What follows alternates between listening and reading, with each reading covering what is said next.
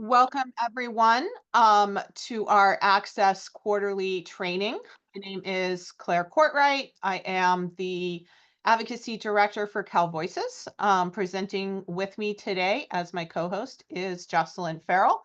She is the Program Coordinator for Access. A couple of housekeeping items off the top.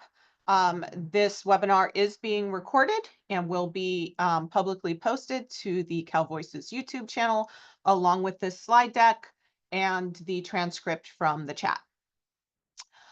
This quarter's training is going to be specifically around policy developments related to mental health and SUD peer support and the intersection of that with Proposition 1, the changes to the Mental Health Services Act. The Behavioral Health Services Act replaces the Mental Health Services Act officially on July 1, 2026.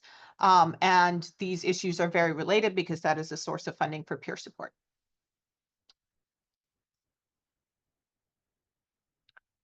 So already went over this. I am the advocacy director here at Cal Voices. The Access program is a little bit distinct from Cal Voices. The Access program is a grant-funded advocacy program funded by the Behavioral Health Services Oversight and Accountability Commission, and it is intended to empower stakeholders around local level advocacy related to mental health and SUD. So any opinions as to policy are the opinions of Cal Voices and not the OAC. As I mentioned, the presentation is recorded. You are welcome to put questions in the chat at any time. I will try to be mindful of the chat, as will Jocelyn, but I've also scheduled in time to pause for questions and comments throughout.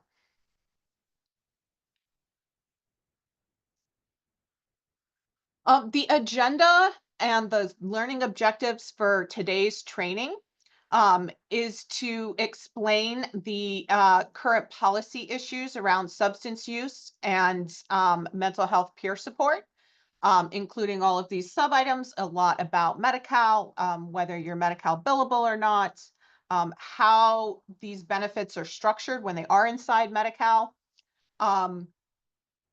how those benefits are paid for when they are being billed through Medi-Cal, how Prop 1 is likely to impact peer support, the relationship, this is a very hot topic, the relationship between community health workers and Medi-Cal certified peer support specialists. And then I will close it out. Cal Voices is sponsoring the bill, Assembly Bill 96. The author is Assemblyman Corey Jackson. This is a brand new bill introduced this session, so it has not passed. It is a bill pending in the legislature, sponsored by Cal Voices, and it relates to these issues, MCPSS and community health workers. Y'all should have popped up on your screen the Access California participant poll, so we could just kind of get demographics of who comes to these things. So if you would not mind completing that poll, and it looks like most people are rather rapidly. So I will just pause for a minute so your attention isn't divided to let you finish that. And then we'll move on with the content.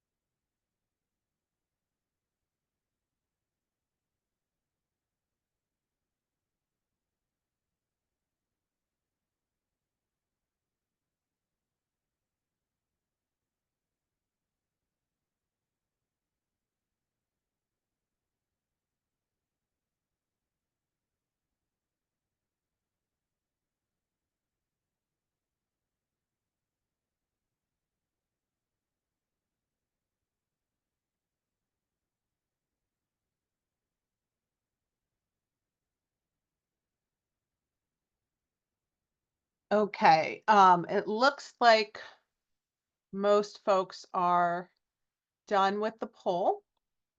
So I will um, move on with content. And thank you so much for that. So part one of the presentation is mental health peer support in California, kind of the history, how we got to where we are today. Um, and I'll talk about Medicaid in just a minute, but I want to really start out framing this as a person who has both delivered and received peer support in California. We could probably go on for quite a while about what it really is, what it is to have a relationship with another person where you share a very uncommon experience, especially of serious mental illness that simply isn't something that is experienced by the majority of the population. Both the perceptual and emotional aspects of that are very impactful. Um, and to live in the world with that identity is an extra layer of complication. Additionally, as persons with disabilities that can wax and wane and be really a barrier to providing for basic necessities, a barrier to various other aspects of life and, our hopes and goals.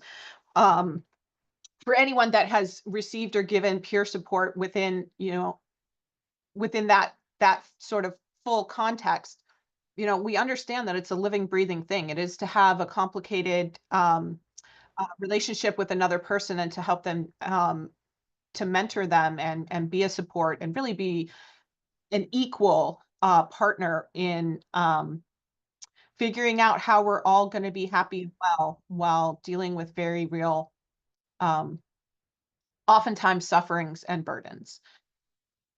That being said, um, that practice started to become recognized as also a vocation, a job, a skill set, something that should be uh, something that society allows us to earn a wage for and to deliver for each other, in a sustainable way.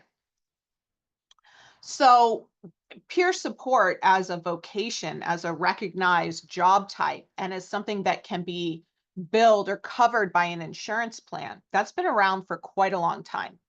At the federal level, the federal health insurance plan for folks that have low incomes or are disabled is Medicaid. It's called Medicaid.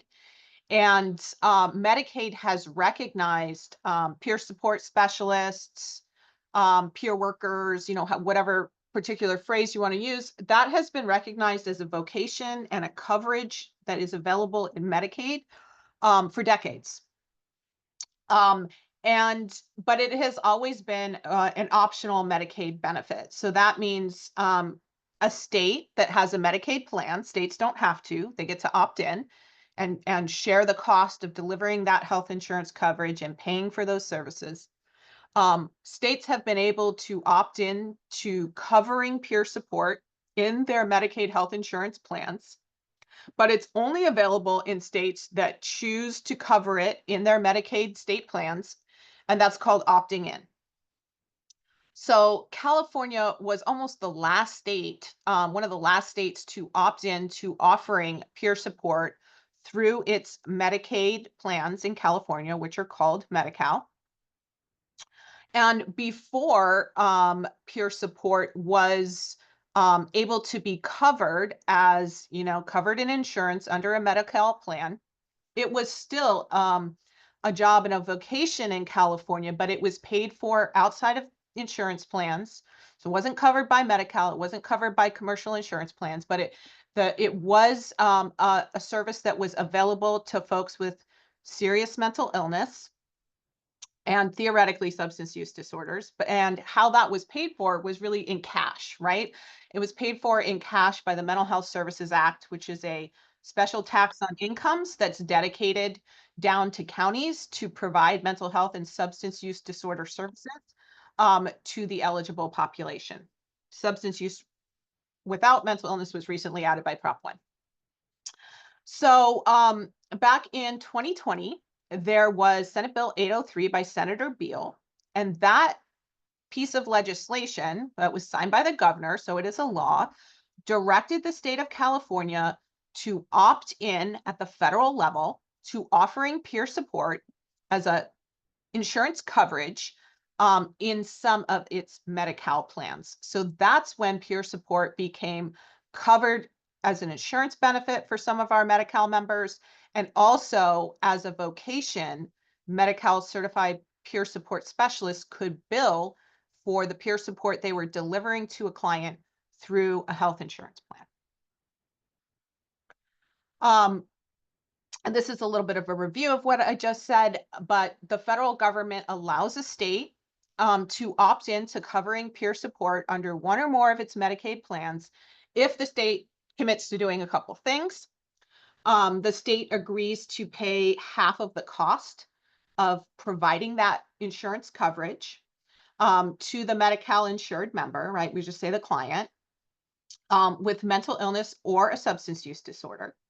So that's the first thing. The state has to agree to pay for half the cost, which it does for all of Medicaid, Medi-Cal. Then the state also, in order to be allowed to opt in at the federal level, the state had to create a statewide training curriculum and credential program to train and certify persons with lived experience of mental illness, substance use disorders, or family member to be a peer support Medi-Cal provider.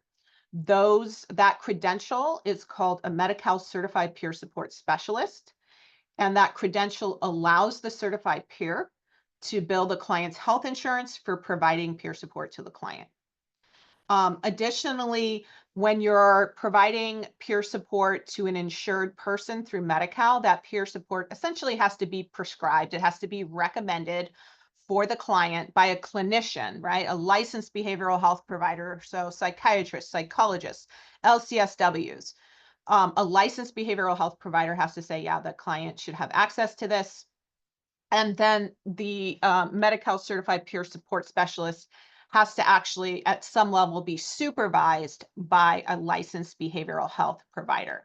So inside that insurance framework, it's a little bit different than practicing peer support, providing peer support outside of insurance. So again, before peer support was billable inside some Medi-Cal insurance plans, it was really peer-run organizations. So organizations run by and for people with mental illness who created training programs, trained peers, employed peers, and offered peer support outside of Medi-Cal. This was before you could even do it inside Medi-Cal. This was the before days. And at that time, as I mentioned, how did you pay for this? How did you pay, if you're going to employ the peer, you have to pay their salary. The client has to have access to peer support. So how was that all working? Peer support was paid for outside of insurance in cash through the Mental Health Services Act. And those services came through a county behavioral health department because that's who gets the Mental Health Services Act dollars. And so those county behavioral health departments would either contract out with peer-run orgs or community-based organizations, or those peers would be employed directly by the county and provide peer support to folks who qualified, were eligible to receive services under the Mental Health Services Act. There was also a kind of creative workaround for when counties wanted to be able to bill the services or time of peers who worked for the county through the Medi-Cal plans. So those county Medi-Cal plans often allow a category of providers called other qualified providers. And those are persons who have work experience, but usually no fancy advanced academic credential, no license, but they are allowed to provide services to persons with serious mental illness, and they are allowed to bill Medi-Cal for those services as other qualified providers. So even before, we've officially had a certificate and a way to offer insurance coverage specifically for peer support, some counties hired peers and billed their services through Medi-Cal as other qualified providers. This is still an arrangement. Like some counties may still just pay cash for the peers that they employ or programs that provide peer support. And some may still employ peers who do not have a Medi-Cal certificate as other qualified providers and bill them that way.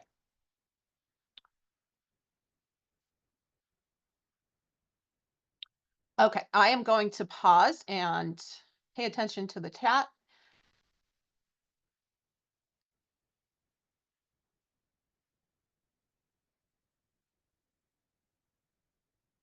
Are people not able to hear me? I can hear you. Okay, I'm not sure why some people are having issue with audio. It seems most people are able to hear me. Okay. Any questions on the before SB 803, before Medi-Cal billability for peer support or anything else before we move on to the next set? You can raise your hand or put a question in the chat.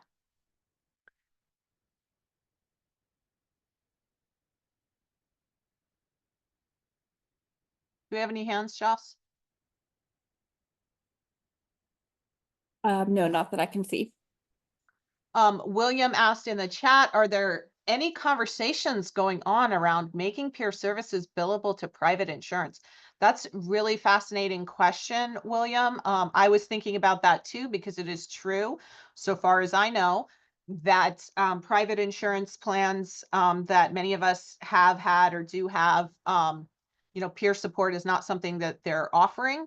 I'm not aware of any law that requires them to offer it in the public insurance plans, in the government insurance plans, those regulations do say, these are the things that you're mandated to provide to people who are insured through Medi-Cal, or AKA Medicaid or Medicare. It's much more, it's much less regimented, although it still is regimented on the private insurance side. I would love to see peer support in private insurance. Okay. So part 2 is how Medi-Cal is structured for mental health and substance use disorders generally. So Medicaid at the federal level, called Medi-Cal in California, how it's kind of set up is that it authorizes types of Medi-Cal services or medical services that we call coverages, right? So everyone's familiar with this. If you have a dental insurance plan, you may or may not have coverage for braces. That's generally how insurance works. That's how Medi-Cal works as well. So you're going to have certain medical services that are covered by your insurance plan. And then Medi-Cal is also going to specify what kind of providers can perform this service, right? So we'll say psychiatry, or we'll do it differently. Medication management is a covered medical insurance service.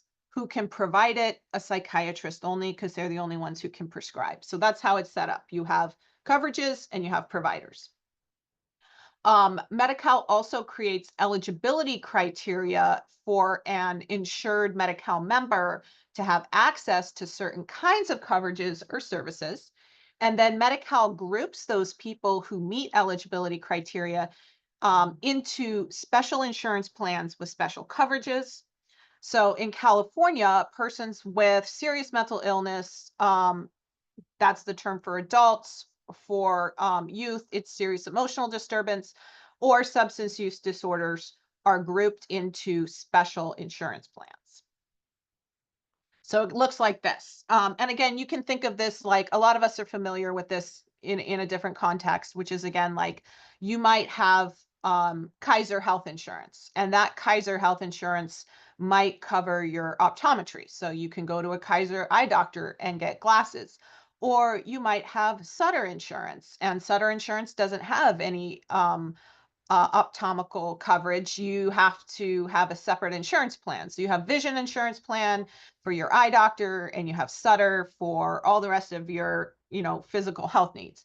So it's very similar in California with Medi-Cal.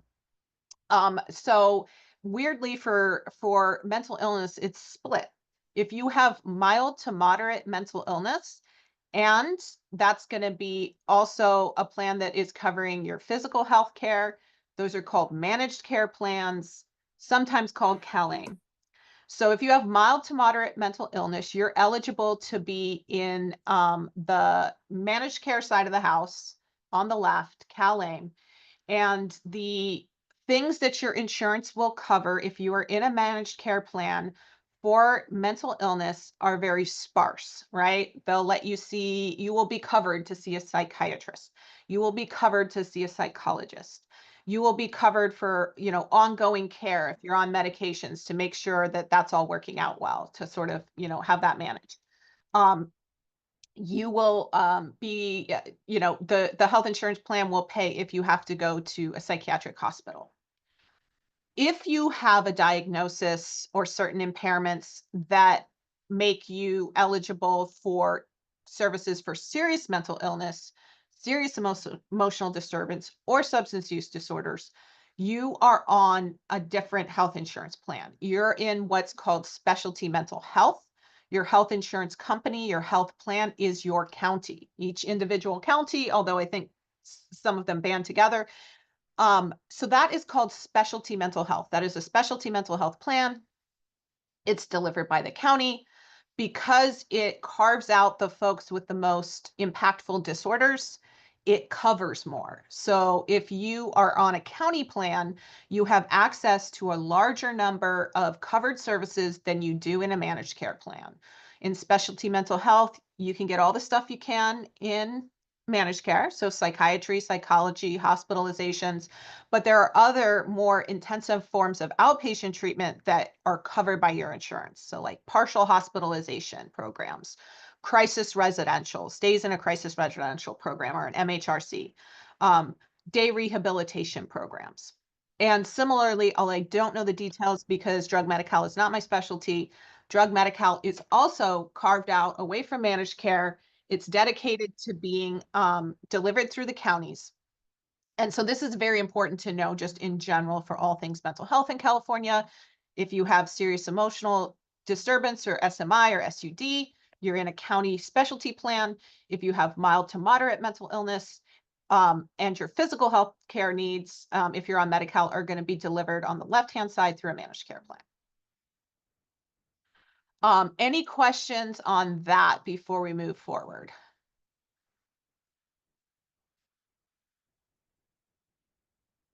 I'm not seeing any in the chat. Joss, does anybody have their hands up? Nope, not right now. Okay. So now we'll kind of circle back a little bit. So before 2020, peer support for mental health or SUD was not covered under any Medi-Cal plan in California. It was just not covered by insurance if you were on Medi-Cal. And then in 2020, a bill passed the legislature called Senate Bill 803 by Senator Beal, and it directed the state of California to quote unquote opt in and to offer peer support in some of its Medi-Cal plans. So we'll look at that. So the history here is the legislature tried for a really long time, because California is one of the last states to do it, to make the state of California offer peer support in its Medicaid plans or quote unquote opt in. A number of bills actually passed before SB 803. So the legislature all voted, yes, we want to do this. But then laws need to be signed by the governor, and various governors in the past would veto the bill. They would say, nope, we're not doing it.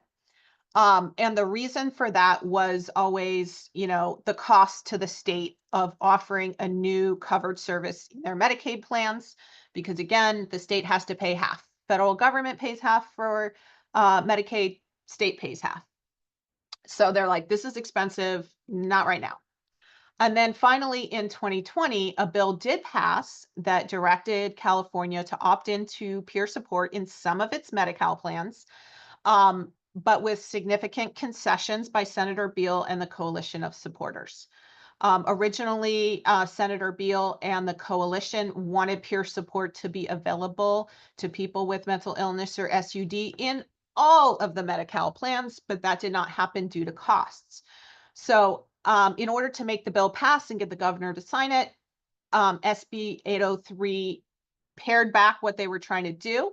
And SB 803 allowed some of the Medi-Cal insurance plans to cover peer support, but also structured it in a special way so that the state of California did not have to pay for the half share of cost, also called the non-federal share of cost, for having that coverage. So how did it do this? What happened? SB 803 did one of the things the federal government required, which was to create a statewide training and certification program to certify peers to be Medi-Cal billable providers, MCPSS. That is a requirement of the federal government. SB 803 did that. That's why we now have these credential programs and you're able to get certified as a Medi-Cal billable, peer support specialist.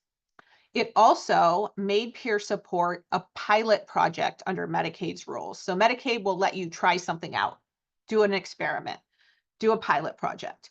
So peer support was structured as a pilot project under Medicaid's rules, which let the state pass the choice of whether to offer peer support coverage in its insurance plans from the state down to each individual county. So, going back to that other slide where I said if you have serious mental illness, serious emotional disturbance, or SUD, you will be in a county-run specialty Medicaid plan, Medi-Cal plan.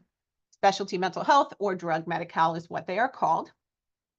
And so SB 803 said, okay, each one of you counties, you all run Medi-Cal insurance plans, you run specialty mental health, you run drug Medi-Cal. If you want to offer peer support and cover it in your insurance plans, you are allowed to do so, but you have to pay for it, county. You have to pay the half share of cost.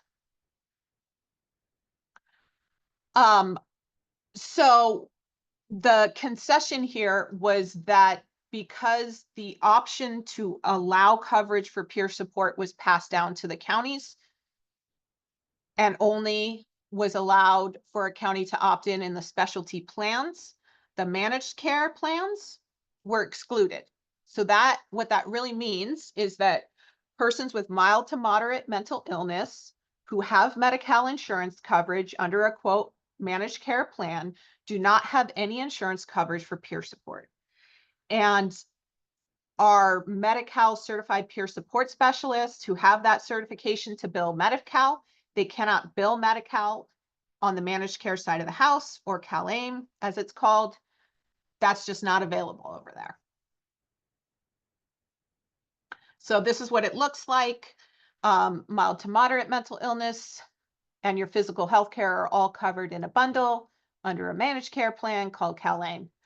Over here, you do not have, if you are a member, a client in this plan, you do not have coverage for peer support, and the providers who provide peer support cannot bill for their services over here either, right? Those things obviously go hand in hand. And then in the specialty plans, so folks with serious mental illness, serious emotional disturbance, or substance use disorders who have Medi-Cal insurance for their mental health through these specialty plans, this is where SB 803 made peer support a covered benefit if the county opted in, and it allowed the Medi-Cal certified peer support specialists to bill for their services to the folks enrolled in these plans. Any questions on that? I know it's like pretty technical. There's a question in the chat that says that was a lot. I can't write fast enough to keep up. Lakeisha, don't worry. This is being recorded. It'll be posted publicly, so you can go back and play it at a slower speed. The slide deck will be there. The transcript will be there. It'll all be there for you to go back and review. So you don't have to worry about writing too fast. Lakeisha also asked, who determines if you have serious mental illness or serious emotional disturbance? That's a great question. Basically a clinician, right? So a doctor is going to assess you. Someone with a license to provide behavioral health services is going to assess you and diagnose you with a serious mental illness. Those are, there's a list of what's considered serious in our regulations. It's what you would typically think of, bipolar disorder, schizophrenia spectrum disorders, major depressive disorder, the things that are the most sort of impactful, there is a whole regulation that lays out what they are. And then it's also the law alternatively says, maybe we shouldn't look at it so much by the label on the diagnosis, but maybe we should look at it by how much trouble you're having doing certain things in life. So there may also be like functional components to it where it's like, okay, you have serious mental illness if you have this diagnosis, or you just really have a hard time working, like you have symptoms that impair your ability to work or to do activities of daily living. Those kind of things too are going to put you more into the serious mental illness category. Any other questions? Any hands up, Joss? No hands at this time. Okay, gonna move on. So now kind of the bad news. Prop 1, the changes to the Mental Health Services Act do threaten peer support in California. And we'll discuss how. It's not that complicated, I think, at the end of the day. It's always about money. So as I mentioned, the Behavioral Health Services Act replaces the Mental Health Services Act officially on July 1, 2026. So what that means is new rules about spending money under the MHSA take effect July 1, 2026. We're now calling it the BHSA, and much is changed. So as things stand now, I mentioned that peer support is available in specialty mental health and drug Medi-Cal plans that are delivered by counties, and only if those counties opt in and choose to cover that through their insurance plans. So as of today, almost all the counties in California, we have 58 total, 56 have opted in to cover peer support in their specialty plans. And these counties, because was their choice, they chose to offer coverage for peer support. Those counties have to pay the half share of cost. And those counties use the Mental Health Services Act as the dollars that are available to pay the half share of costs. So that means, the Medi-Cal certified peer support specialists are able to work with people insured through Medi-Cal with serious mental illness or substance use disorders, and they're able to bill their time through those county specialty mental health plans. But half of that cost is coming from the counties, is being paid by the counties, and then half is being paid by the federal government. So the reason why Prop 1, which changed the MHSA to BHSA, the reason why that is a threat to peer support is because it moved a lot of money out of services in the MHSA and into housing. And housing doesn't mean services. It means paying the rent, right? It means keeping the roof on the place, making sure the utilities work. Those are not services dollars. So a lot of services dollars moved out of services and into housing, where you can't use those dollars to bill for peer support, right? So there's just less money to go around for counties to pay that half share of cost. And the other problem is because there's less cash to go around, the folks that are like working in, let's say, a peer run setting, a wellness and recovery center, where the wellness and recovery center is getting money to run that program, including offering peer support. And the peers that they employ to offer peer support at their location, that might just be cash, right? They might just be using mental health services dollars, Mental Health Services Act dollars, and not messing with insurance at all. So because so much money moved out of services and into housing in the BHSA, anything that's sort of like cash financed, non-Medi-Cal billable outside of Medi-Cal is potentially looking at some pretty severe defunding. Depending on what happens, it gets pretty complicated. And so those consumer operated services that employ peers they could lose funding. That's a way that peer support could be less available, or peers could have fewer jobs. Peer respite is another good example of that, right? These are really not medical facilities within the medical model, medical understanding of how to support someone with a mental illness. And so, just due to that basic moving of a lot of cash out of services, um, there's less money to go around to pay for these things. The other reason why peer support, even within Medi-Cal as a Medi-Cal billable service, is threatened is because it's always been optional for the counties to cover that service in their insurance plans or not. And when they have a whole bunch of new things that they're required to do with BHSA funds, whereas it's optional to provide peer support, if the counties just don't have the money to do the optional thing anymore because they have so many required things they have to do, um, uh, peer support could be scaled back or lost as a result of that, even when you're billing inside Medi-Cal. And so just a little more detail on, peer support sort of outside of the medical model, outside of the insurance system. There were places in the Mental Health Services Act where peer support is specifically called out to be funded, in a cash way. And that was under something called Community Services and Supports. It was a big bucket of money. There was a subcomponent of that called General Systems Development. This is just cash for consumer operated services that often offer peer support, like wellness and recovery centers, but including sort of outpatient and residential stuff like peer support, but it's still outside of the health insurance model.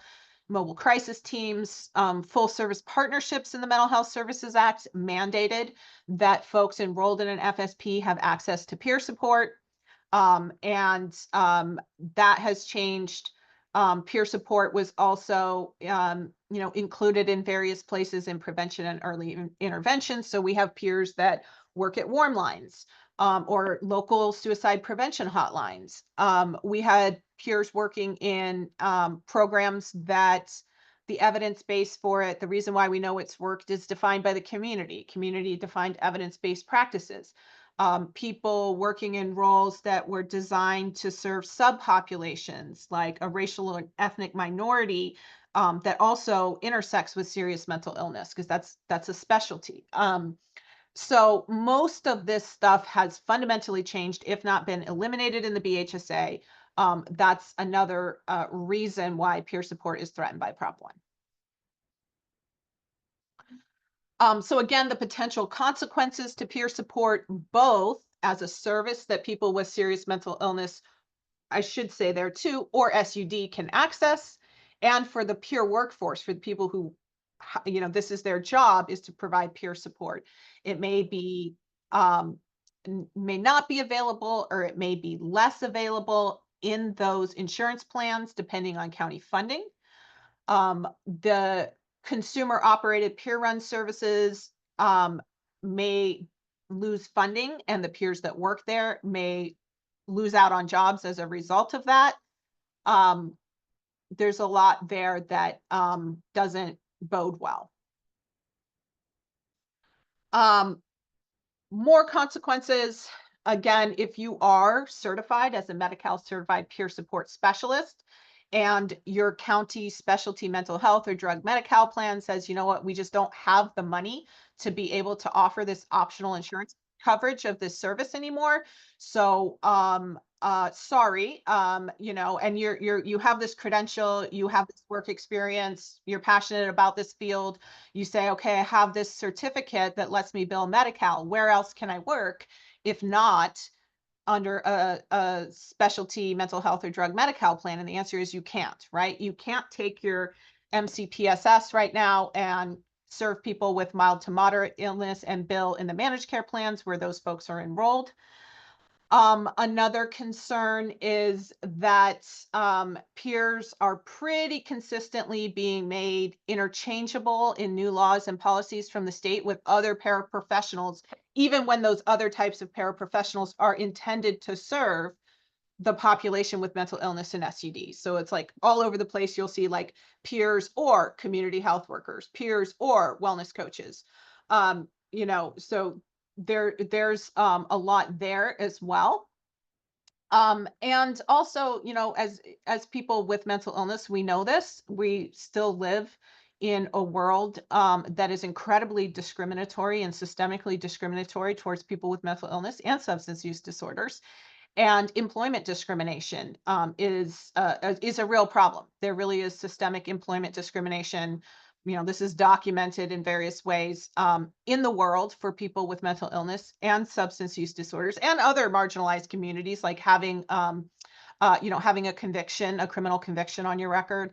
It can be you can be looked at as a less desirable candidate than someone that doesn't have a disability, you know, or a history of substance use disorder or a criminal record, et cetera. So there's some real barriers for this population in general, in employment in general, and that can be exacerbated when you know, the rubber meets the road uh, and employers have a choice between, you know, employing disabled workers, employing workers with marginalized identities or not. Okay, any questions or comments on that section? I'm looking at the chat. Ooh, which two counties decided not to opt in? That's a really good question. I actually don't know off the top of my head, other than I think it's some of our very smaller counties. All of our major metropolitan counties are opted in. Um, I can find out and follow up. I said, and then Nicholas has a question. How do I find out if my county is choosing to continue to utilize peers? Who do I ask? I live in a small county, Nevada. Um, so who you would ask is your county behavioral health department. Your county behavioral health department is going to essentially be the entity that is running your specialty mental health plan or your drug Medi-Cal plans. So it's like the county is your insurance provider. The county also employs the people who deliver the services that are covered by the insurance plans that they run. So you would want to ask your Nevada County Behavioral Health Department. Yes, correct, Nicholas. And I know that Nevada County is opted into peer support, and they also have, there's also a peer respite in Nevada County. We love Nevada County. Another question, does this affect both youth, adults and youth peer support services? That is a really great question, Alexis. So if you are, this is a really good point. So on the children's side, peer support is actually mandated, but it's for my understanding is it's for the parents.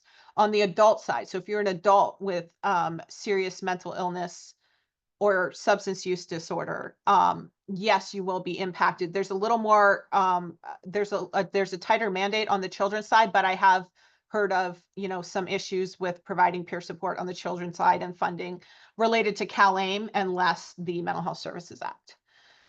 Lakeisha asks, are the peers that bill able to recoup some of the funds that are being expended for their services by billing Medi-Cal, or does it end up being lost revenue by the county? I'm not sure I totally understand the question.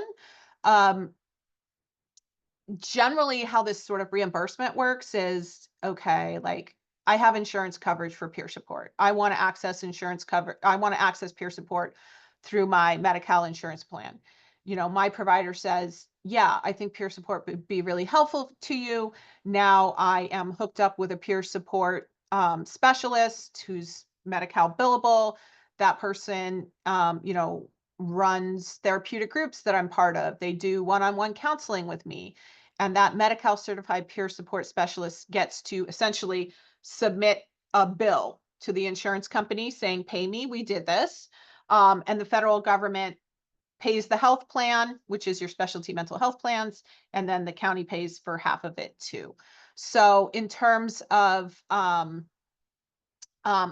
lost revenue to the county, you know, I think I understand the question now. So the answer is sort of yes, in a way, right? Like if you have a peer that can bill Medi-Cal and therefore draw down 50 cents from the federal government, and now you can no longer afford to employ that peer or offer that coverage, then yes, you cannot draw down that 50 cents from the federal government because you're not offering that coverage and you're not having a peer do the work. What they will, but that doesn't mean that there's necessarily, because the county doesn't employ peers, they have fewer dollars. Depends on whether they're offering a different Medi-Cal coverage. They're doing something else with the money that also allows them to draw down 50 cents from the federal government or half cost from the federal government. It's just not peer support, right? So it's like, okay, we don't have money for peers, but the BHSA mandates that we have assertive community treatment. And here is this Medi-Cal billable service within assertive community treatment that lets us get 50 cents from the federal government for this service, but it's just not peer support. That was very long-winded, but I hope I understood your question correctly, Lakeisha. Joss, anybody with hands up in the chat? We do have one person. Okay. Hi.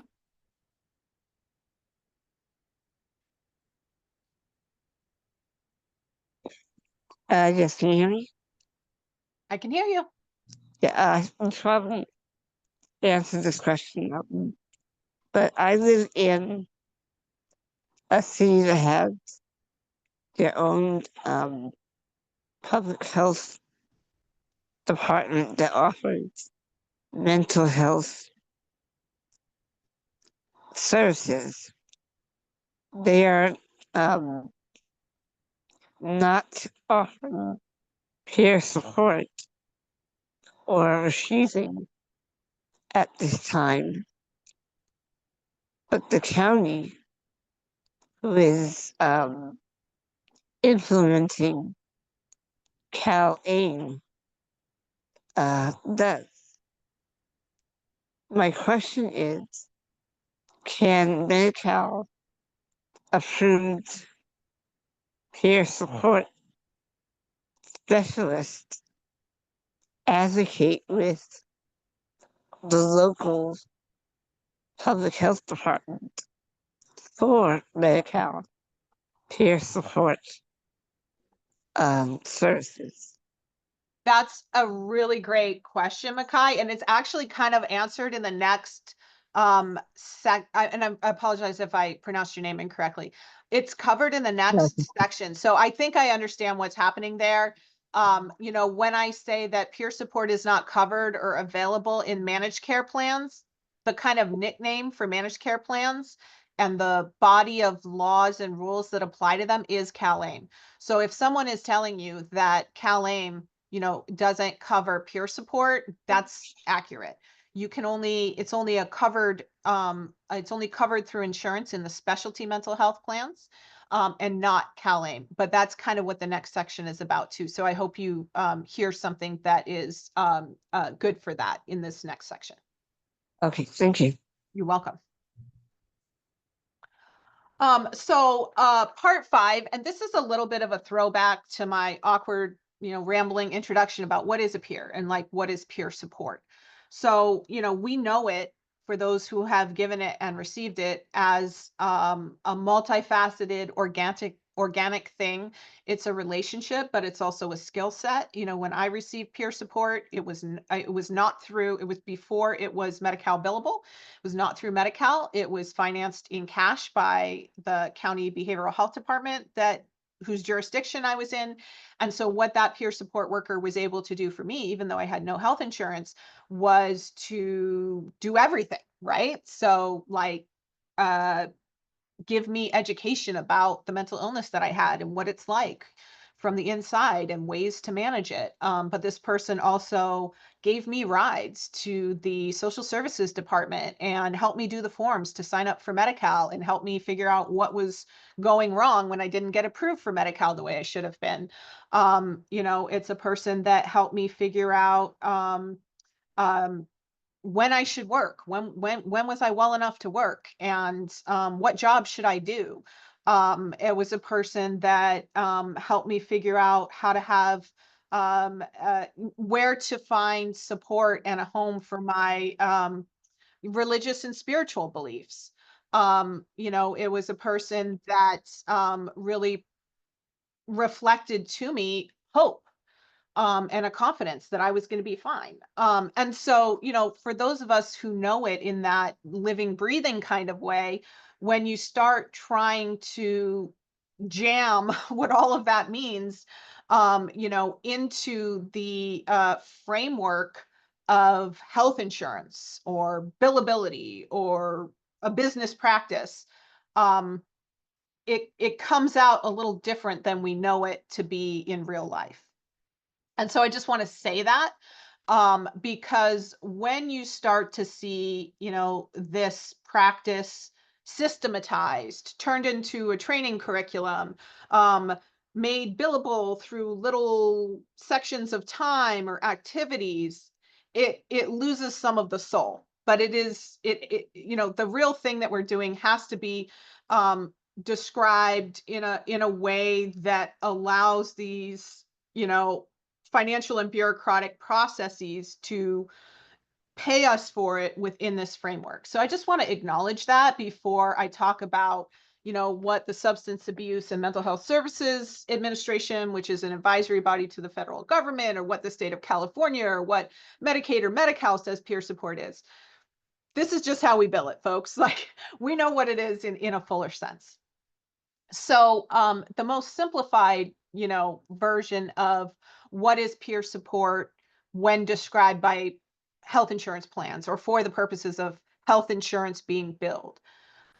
It's a person who has personal lived experience of mental health, um, or a substance use disorder, or a family member who's been like a primary caretaker to someone with a mental illness or substance use disorder. So we're people with a unique competency that we call lived experience, but I'm starting to call it lived expertise, to perform services for other people that have a relevantly similar lived experience, um, and within a defined scope of practice. So scope of practice means the things that health insurance will recognize we are doing with and for each other that are valuable and should be paid for. And so, in California, that has been sort of, described out into a couple of general areas. What is it that we're doing with and for each other as peers, engagement, education, and skill building, and various therapeutic activities. To recognize that what we do is unique and different. We have codes that we can use to build the health insurance plan that are unique to us, and they're unique to the practice of peer support. There are other things that are distinct about being a provider of this type, being a lived experience provider, which is that for peers, one of the things that is a requirement of our practice is to tell the folks that we're serving that we're just like them. It's to self-disclose that, we have this lived experience and lived expertise, and it's core to what we do. Again, this is what the state of California has said are core competencies for peer support as a vocation, peer support as a job. I'm not going to go through all of these, but just to give you an idea that, the breadth of what peers do, and what they need to be competent in as a professional, is pretty extensive. And then again, this is layered on top of having that lived experience, lived expertise of these illnesses from the inside. Now, as I mentioned, one of the trends that we're seeing in mental health and SUD policy, behavioral health policy in California, is that peers are often being made optional to serve folks with mental health or SUD needs, with other paraprofessional types that may not have the same lived experience, lived expertise requirement. So, but paraprofessionals in general in Medicaid are a really good thing. And many of them exist to better serve subpopulations of people by being similar to those people. So, or through those subpopulations. So paraprofessionals is just the name for those of us who, aren't traditional, um, educated licensed providers. So, more traditional providers have to have a college degree, and then they have to go get a special educational master's or PhD in this behavioral health field. And then they have to have a license and maintain that license. And they have to have a certain number of hours to get that license.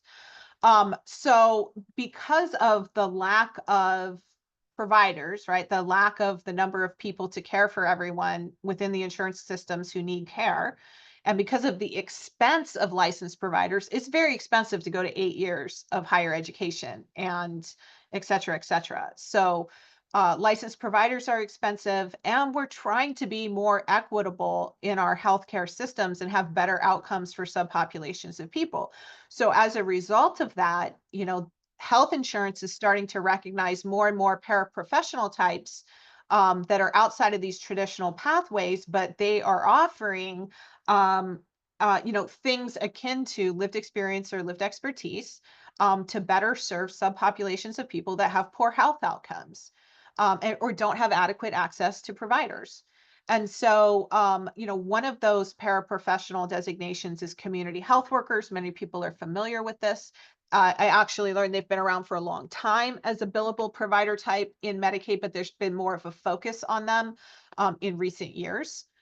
California has a type of provider called a wellness coach. That's outside of insurance. It's something that is currently funded through CYBHI.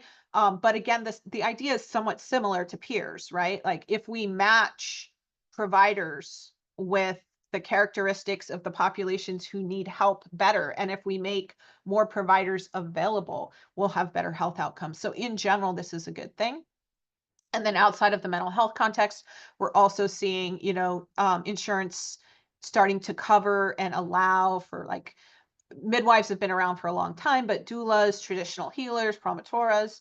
So this is a good thing in general. And this is a trend in behavioral health policy that we're trying to have more paraprofessional types able to serve the behavioral health population.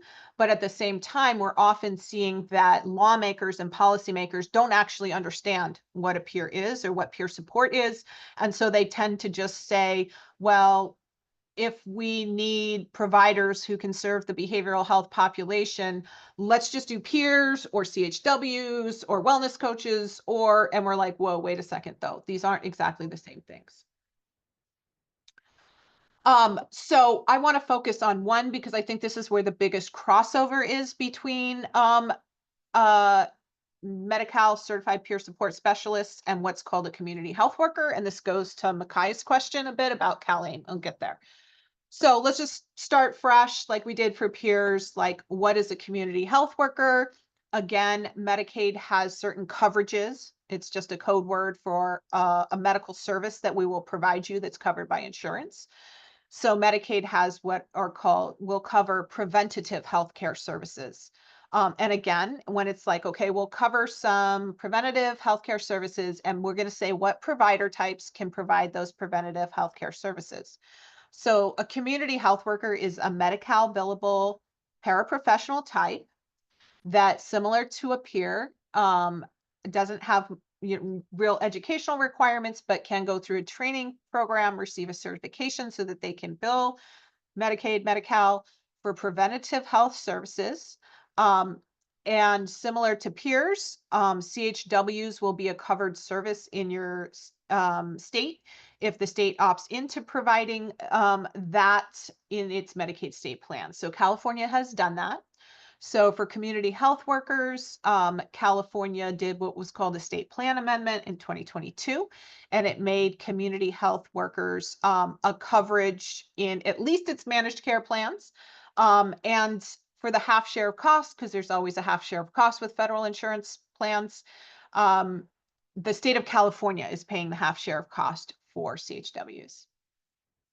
And then very recently, I think in December, maybe a little before December, the Department of Healthcare Services for California also filed a new state plan amendment, which means they're going to add some coverages to their Medi-Cal plans. And so they did a state plan amendment to create something called an enhanced community health worker and make that a covered service in specialty mental health and drug Medi-Cal plans, exactly where peers are, and on the same terms as peer support workers, right? So only if the county opts in. So for enhanced community health workers, the county has to opt in, pay half for the coverage as a preventative service in the specialty mental health and drug Medi-Cal plans. And so again, I just want to say, similar to peers, it's like if you're a community health worker and you've practiced on the ground, there's something organic to that, insurance, when it describes what you do, maybe doesn't quite get to the heart of the matter. But according to insurance, a community health worker is a trusted member of the community with personal experience of a health condition and shared linguistic and cultural background with the Medi-Cal population. Good thing. A provider of services to prevent disease, disability, and other health conditions or their progression, to prolong life, and to promote physical and mental health and efficacy. The scope of practice. So like, what is it that a community health worker is doing for a person with Medi-Cal insurance, the client? Very similar to peers, health education, coaching, and goal setting with the client to improve their health or ability to self-manage conditions, and provide healthcare navigation, screening, and advocacy. So again, kind of similar to a peer support worker, but CHWs cover a much broader range of lived experience or expertise that can match with the Medi-Cal population. So, right, a CHW can have personal experience of a health condition. Well, which one? There's a ton of them, right? Any of them. They can have a shared linguistic and cultural background with the Medi-Cal population. How many languages and cultural backgrounds are there? Tons, right? But also CHW is kind of it is a lived experience credential, but it covers a really broad range. But CHWs, according to policy, are supposed to kind of try to match, right? So, if you're a CHW and your linguistic background is Farsi, you have type 1 diabetes and you speak Farsi, you really are, as a CHW, supposed to be able to match with that population that speaks Farsi, and hopefully, also to serve the people who have diabetes and have that shared cultural and linguistic background. So again, CHWs can provide preventative services, and that scope of practice on the last slide is kind of what that means. But CHWs can provide preventative services for persons with mental illness and substance use disorder in the managed care plans, aka CalAIM, that is similar in a scope of practice to peers. But that lived experience requirement for a CHW is not specific to mental illness or SUD, right? So if you're a CHW and you're going to serve some people with mental illness, the way that you're similar to that population can be something other than the mental illness itself, right? It could be, I'm a CHW and I am bilingual, native Spanish speaker, and I'm serving and I'm working with someone with mental illness because the thing that we have in common is the shared cultural and linguistic background, rather than so specific down to we both have mental illness. So again, this is kind of what it looks like, right? When you put CHWs and peers and map it onto these insurance plans. Over here, if you have mild to moderate mental illness and for your physical health conditions, you're in a managed care plan, you do have access to preventative health services from a community health worker. If you have, but you do not have access to a Medi-Cal certified peer support specialist or peer support in a managed care plan. If you have serious mental illness, SED or SUD, and you're in a specialty plan, you have access to peer support by a Medi-Cal certified peer support specialist, but you also have access to an enhanced community health worker. But again, this is only if the counties opt in. On the right-hand side, the counties have to choose to offer these things. They are not guaranteed. Drug Medi-Cal, same thing. If the county opts in, you can have peer support by a Medi-Cal certified peer support specialist. If the county opts in, you can have preventative health services from an enhanced community health worker. For CHWs, if you are one, if you're currently working as one, or you've seen jobs, you will know that the state needed to create a statewide certification similar to what it did for peers. It has not done that for CHWs yet. There's not an educational requirement underlying being able to get a CHW certification, which is a good thing. CHWs in the law, there is a certification pathway to be a CHW called the domestic violence certification. So if you have this type of certification, you're automatically a CHW. What's a CHW versus an enhanced CHW? Don't know yet. The Department of Healthcare Services has not defined what an enhanced CHW is. Okay. I see, let me look at the chat.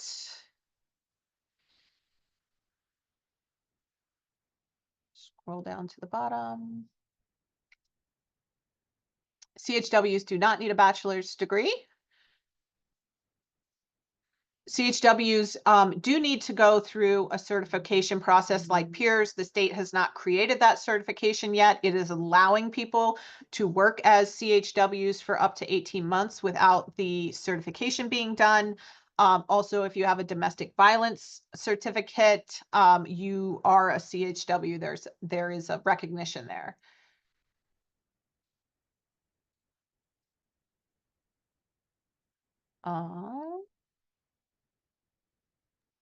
I am not seeing other questions. Joss, are there any hands up? Raised. Yeah, Mikhail.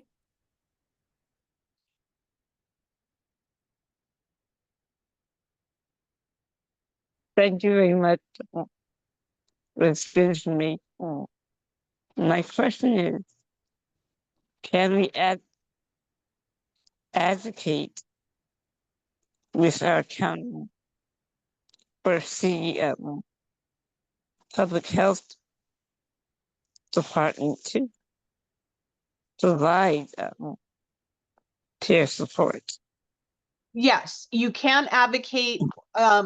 The pathways to advocate for peer support in your specialty plans run by the county, if they do not have it, is going to be through your county board of supervisors, your county behavioral health department, and your county behavioral health board. Most counties do. I do not know off the top of my head the two that don't, but I imagine they're the smaller, more rural counties. And then to have peer support available in the managed care plans, that gets a little more tricky because sometimes the county is running those managed care plans and sometimes they farmed it out to commercial insurance like Kaiser or, Anthem. So it gets more tricky, but ultimately, if you're doing local level advocacy, who do you go talk to? County Behavioral Health Department, your county board of supervisors, and your county behavioral health board. Thank you so much. You're welcome. William also has a question. He has his hand raised, and then there's a few more in the chat. Go ahead, William. Okay, this was too much to type, but so the CHWs are covered for Cal-AIM, but the certified peers aren't. Correct. Something doesn't feel right about that to me. You have two groups of people who are doing substantially similar work, but somebody's saying, well, we'll take these guys because they haven't admitted to having substance use or mental health problems, but not these guys because they have. Is there any rationale? That's the next part, William. One and not the other? There is a remedy, and I will get to that in just a minute. But yes, you're spotting an obvious inequity, and we're going to talk about that next. Someone asked, as a peer, would it be helpful to get certified as a CHW? Most people are saying yes. A lot of our peers for job opportunities, right? And someone asked, what about a substance abuse worker certificate for CHW? Another great question. I will say the state has a lot of control over what the training will be for a CHW certificate. They have a great degree of control over whether they're willing to accept an existing different type of certificate as fulfilling the training and certification requirements for CHW, or to serve some subpopulation like substance use. And they have already done that, right? So there is a domestic violence certificate that you can obtain that allows you to also be recognized as a CHW. I don't know all the details on that, but it is already in the law. And then Lakeisha says, she says, it's unfortunate that we've expended so many resources getting our peers certified, and it doesn't appear that the county will be able to sustain them under Prop 1. We feel you on that, especially because MCPSS is so new and California was so the last to even try to bring this online, and it's extremely valuable, has a great evidence base. So yes, we share your sentiments on that. Emily says 988 crisis should have to have an MCPSS or something similar. They seem to act more like clinicians than like a peer. That's a really great observation. I agree. And there's a whole like warm line practice that peers have developed. Someone asked, is it even worth it to get specialization certificates? Certificates are worth it if they let you bill insurance, and you want to bill insurance and you want to work within the insurance system because there is no money outside of it or for various other reasons. So again, those like MCPSS, CHWs, those aren't really specialization certificates. That's proof that you have obtained the training necessary to be allowed to be an official provider in the federal health insurance system. So I think for that reason, it's definitely worth it. And let's see.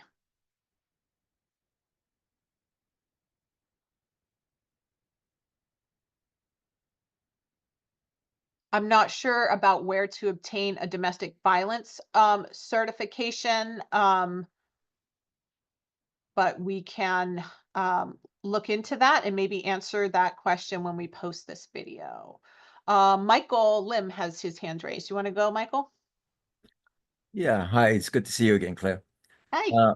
My question is just to clarify the funding of peer support services. You mentioned that federal dollars kicked in for 50 cents on the dollar to the state, and then the state would only pay the county 50 cents on the dollar. So in my mind, it seems like the county is affording 50% of the services, and the state and federal only kicks in 25% each. Am I correct on that? I don't know. Once it gets, I only know how it shakes out at the county level, right? I only know if the state is responsible for paying half the cost. Half the cost is always paid by the federal government.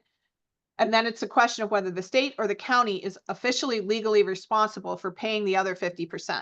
Now, for peer support, because the county has the option to offer it in its plans or not, that transferred the responsibility to pay the half share of cost from the state to the county, and all over Senate Bill 803 that allowed the counties to opt in and offer peer support. It says again and again and again and again, never, ever, ever will the state pay for this. They will not pay for the half share of cost. So I don't think there's any scenario existing right now where the state is paying for peer support, even the half share of cost. I think it's all the counties. Okay. Thomas has his hand raised. Would you like to go, Thomas Beam? Yeah, peer recovery services here. Listen, I have a question regarding the clubhouse models, because what you're talking about, I'm still trying to really get my head around how those work. And do they fit the funding for those? Do they fit under the peer support specialists or the community health workers? I'm gonna save that. The clubhouse thing is a whole thing, and it's not a done deal. And I'm gonna save that for the end of the training. We can hang out after the recording and talk about that. Okay, I think that is all the questions for now, and we're going pretty long on time, so I'm gonna move on. So, I think William asked, isn't it unfair that there's so much that CHWs can bill in more places for mental illness and SUD services than a peer can? We think so too. So this is not the Access program that has sponsored and introduced this bill, but Cal Voices has. It's Assembly Bill 96 by Assemblymember Corey Jackson, who's a wonderful member of the Assembly on behavioral health. And the point of this bill is to allow those that have a Medi-Cal certified peer support specialist certification to automatically be recognized as also being CHWs. So it is to bring that equity that William asked that excellent question about. So what does AB 96 Jackson do? It amends the legal definition in the Welfare and Institutions Code of CHW to include and recognize a Medi-Cal certified peer support specialist as fulfilling all the requirements of the CHW provider type. So an MCPSS would be able to work as a CHW without an additional certification or training. And it creates equity between those provider types so that MCPSS can serve in all the places that a CHW can on an equal basis.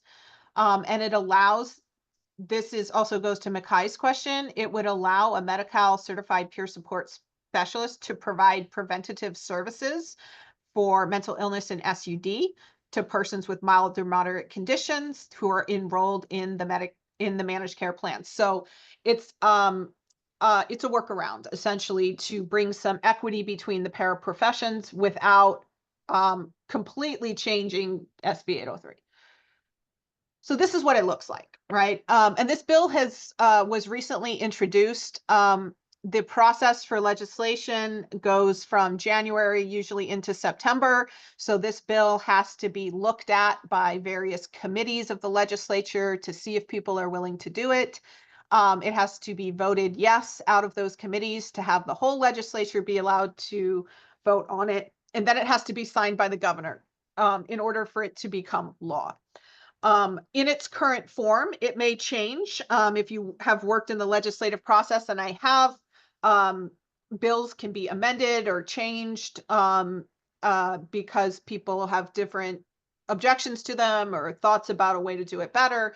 So this bill could change somewhat as it goes through the legislative process, but it wouldn't it wouldn't continue if it were changed fundamentally, I think. But what does it do? So basically, it would allow an MCPSS to be a recognized form of CHW. So if you have that certificate, you're automatically a CHW2, essentially. And so these places in blue, this is where MCPSS could work for the population that they have relevant lived experience to in the system. So what's in green is where MCPSS can work now as peer support workers. What's in yellow is where community health workers can bill and work in these insurance plans and where they're covered. And then in that teal blue is how the bill would allow MCPSS to work in different locations as well and bring equity, because what William was talking about is how over here on the left-hand side, you have community health workers that are allowed to serve people with mental illness and SUD, but no peers. And over here on the right-hand side, you have community health workers that are allowed to provide targeted preventative services, but not peers. And so it would just create that balance between the two sides and peers being able to serve the folks in both sides of the system. Okay. All right. Any questions? There's no certification process for the community health workers or anything like that. They're still working on it. Why would they develop? Thomas, are you asking a question? Your mic's on. Oh, so sorry. That's okay. Claire, will you please answer William's question in the chat? William says, I hope it goes both ways, that CHWs can do anything peers can. It would not, it would, and it would not. So let me explain that. What's the requirement to be a peer? The requirement to be a peer is that you have personal lived experience of mental illness or SUD, or you are a family member to someone with lived experience of mental illness and SUD. So peers, the lived experience requirement of peers is very narrow, and they only serve other persons with mental illness and SUD, right? So it's FUBU, it's for us, by us. On the CHW side, it's many, many, many, many different kinds of lived experience and many, many, many different kinds of health conditions. So a peer would, you know, for it to work both ways, you know, if a CHW would need to have personal lived experience of mental health or SUD in order to be a Medi-Cal certified peer support specialist, because that's the only thing Medi-Cal peer support specialists do, right? They're not serving other populations for other reasons. We only do Medi-Cal certified peer support specialists only deliver services for behavioral health to persons with those conditions. You see what I mean? So like peers are a very, they're a more narrow thing. So somebody who's a CHW because they have their lived experience is type 1 diabetes, and they are from, you know, they are an immigrant from Honduras. When that's their relevant lived experience, that's not going to qualify to be a peer, because to be a peer, you need to have a mental illness or be a family member with a mental illness and only serve people with mental illness and families. Does that make sense, William? That's why it's not perfectly goes back and forth.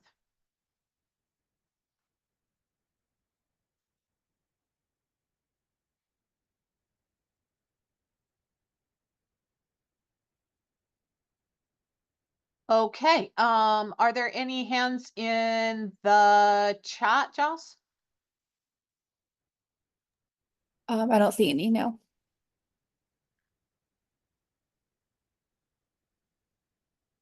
Okay. Well, thank you so much, everyone, for joining. If you like this Access content, I will let you know. Joss, can you put a couple things in the chat? Can you put the support letter for AB 96 Jackson? If anyone wants to support this bill or endorses the idea, please use this Access email address to reach out and let us know that you would like to sign on as a supporter of the bill. Additionally, Access is having a one-day advocacy conference on changes to Prop 1, changes from Prop 1 in the BHSA and the new community planning process and all that goodness. It is Friday, February 28th, the last day of February. It is in person only in Sacramento. It does cost money to go to the conference, but there are fee waivers where you can go for free. And get travel stipends if you have certain needs. And that is available in the registration. And Joss, would you drop our flyer registration in our flyer with the registration link in the chat, and also the AB 96 letter? Yep, they're both in there. And folks can download those two right out of the chat.